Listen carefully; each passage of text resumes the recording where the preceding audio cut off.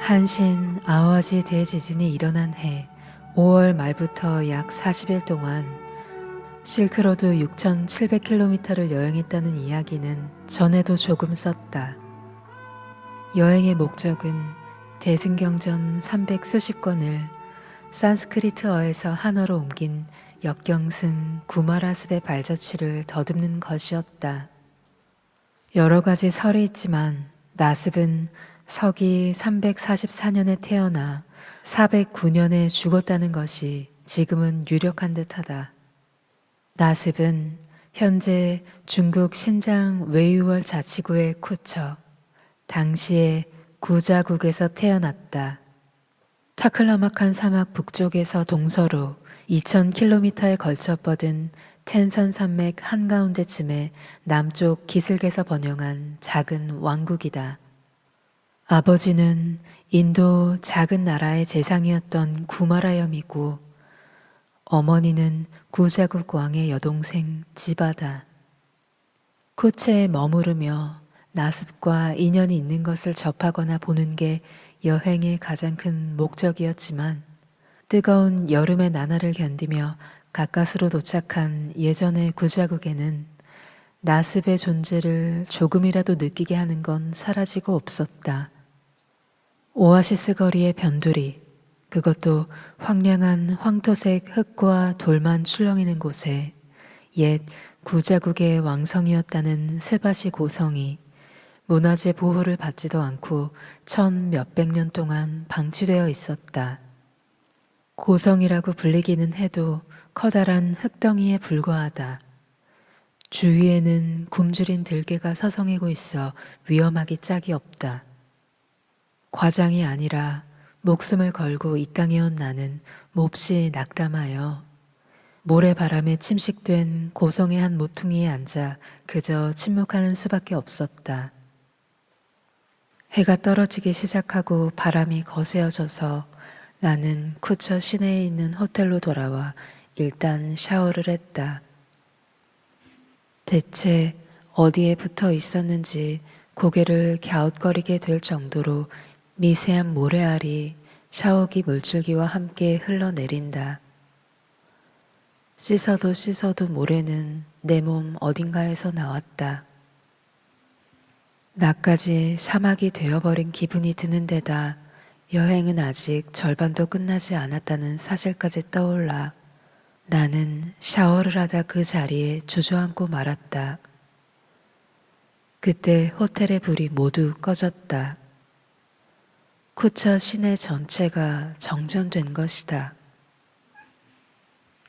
아직 17살밖에 안 된 호텔 여종업원이 양초를 들고 와줬지만 나는 불을 붙이지 않아도 된다 말하고는 침대에 들어 누웠다. 왠지 아직도 모래알이 몸에서 흘러나오고 있는 것 같아 견딜 수 없었다. 밤이 되자 시내 전체가 정전돼 창문으로 별이 보였다. 엄청난 수의 별이다. 3,000대천세계라는 말을 떠올렸다. 나는 일본에서 가져온 불교 철학 사전을 꺼낸 다음 양초에 불을 붙여 침대 옆에 두고 3,000대천세계에 대해 다시 찾아봤다. 이는 불교의 세계관인데 하나의 우주에 비유하면 이해하기 쉽다. 태양이 있고 그 주위에는 행성인 수성이 있고 금성이 있고 지구가 있고 또 그 주위에도 위성이 있고 그것을 소세계라 부른다. 소세계 1000개가 소천세계가 되고 소천세계의 1000배가 중천세계가 되며 그 중천세계가 또 1000배 모여 대천세계가 된다. 이들을 총칭한 3천대천세계가 우주에는 무수히 존재한다고 설명되어 있다. 일본에서 쿠처로 온 것만으로 앓는 소리를 하는 나약한 인간은 헤아리기 어렵다. 황당무계한 상상력을 구사해도 아무래도 상상이 안 되는 세계다. 그렇지. 불교에서는 시간의 길이를 겁이라는 말로 나타내지. 생각하며 양초의 불빛에 의지해 책장을 넘겼다. 헤아리기 힘든 장원한 시간의 단위를 일컫는다. 라고 쓰여 있다. 3천대천세계의 모든 국토를 갈아서 모래알처럼 만들고 동쪽으로 맹렬한 속도로 나아가며 1000개의 나라를 지날 때마다 한 알씩 떨어뜨린다. 이렇게 하여 모든 모래알을 다 떨어뜨린 뒤 모래를 떨어뜨린 국토도 떨어뜨리지 않은 국토도 모조리 합쳐 다시 갈아서 모래알로 만든다. 그 하나를 일겁으로 친다. 읽다 보니 머리가 이상해질 것 같아서 겁이라는 시간의 척도는 거리도 나타내는 게 아닐까 생각했다. 또 대부분의 인간은 그 정도야 생각해내겠지만 3천대천세계의 국토를 모조리 갈아서 가루로 만들고 1000개의 국토를 지날 때마다 한 알씩 떨어뜨리고 그 모래알을 전부 다 떨어뜨릴 때까지의 거리라 하면 이 또한 아무리 황당무계한 상상력을 발휘한들 상상이 불가능하다. 그러나 이 불교의 우주관, 시간과 거리의 개념을 진실이라고 믿을 수 있다면 나는 무언가가 근저에서부터 바뀐다. 바뀌지 않을 수 없다. 3살로 죽는 사람, 12살로 죽는 사람, 20살로 죽는 사람, 30대로 40대로 100살까지 사는 사람, 대단한 차이가 있다고는 여겨지지 않는다.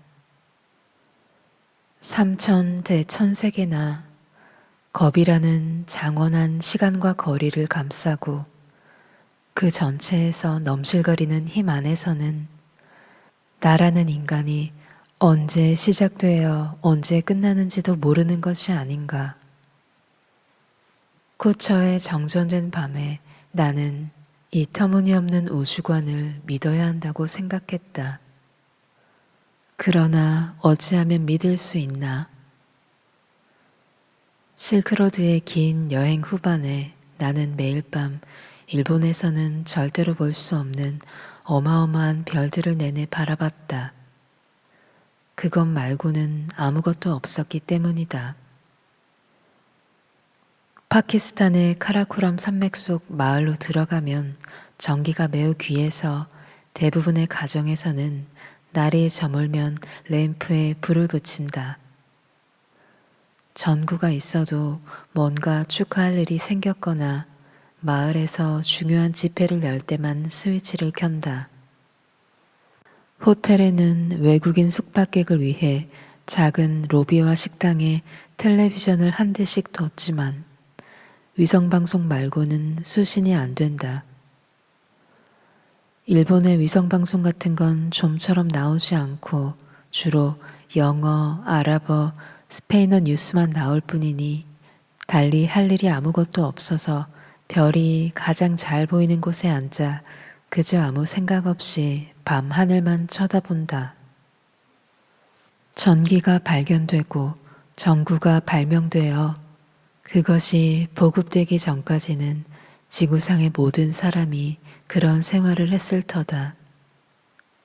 오락도 없고 전기도 없다면 밤에는 잠을 자는 것밖에 할 일이 없지만 그만큼 인간에겐 생각할 시간이 충분히 주어진다. 많은 것을 느낄 시간도 싫든 좋든 가져야 한다. 7,000m급 봉우리들이 늘어선 카라코럼 산계를 남쪽으로 내려가면 인더스강은 차츰 폭이 넓은 급류로 변하고 길은 가파른 절벽의 가장자리를 따라 나아간다. 실로 험난한 길이다. 파키스탄 북부의 훈자와 길기트, 칠라스에서 페샤와르 근교까지는 일찍이 간다라라고 불리던 지역이다. 나는 훈자에서 사흘, 길기트에서 이틀, 칠라스에서 하룻밤을 묵었는데 매일 밤 질리지도 않고 밤하늘의 별들을 넋을 잃고 계속 바라보았다. 어느 날 밤 하늘의 검은 부분보다 별빛이 많은 순간을 만났다. 그때의 기상 조건이 인간의 시력에 착각을 불러일으키는 한순간을 선사한 것 같다. 내 눈에 보이는 우주 공간보다 별의 수가 많다는 것은 무슨 일인가?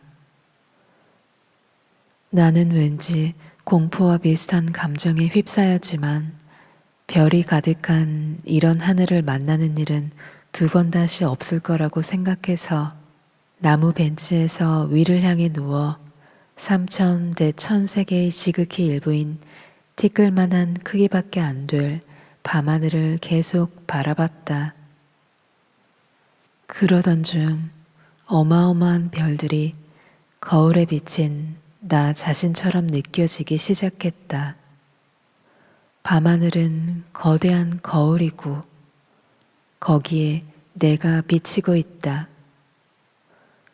저 별들은 모두 나다.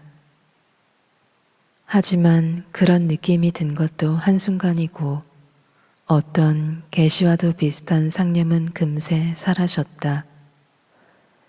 다시 한번 같은 감각에 젖어들려 해도 그 느낌은 되살아나지 않았다. 길고도 가혹한 여행을 끝내고 일본으로 돌아온 뒤 나는 다시 3,000대 1,000세계와 겁에 대해 공부했다. 이들은 진실을 알기 쉽게 전하기 위한 비유라고 생각했지만 그 비유로 나타내려 한 것이 진실이라면 비유는 그대로 진실로서 믿어야만 한다는 걸 깨달았다. 비유는 비유인 채 진실이다. 라고. 같은 시기에 나는 텔레비전 다큐멘터리 방송에서 인간의 난자가 난소에서 생겨난 뒤 그것이 자궁관을 거쳐 정자와 합체하여 세포 분열을 시작하는 장면을 봤다. 어떤 방법으로 촬영한 것인지는 모르는 채 어쩐지 엄숙한 마음으로 화면에 빠져들었다.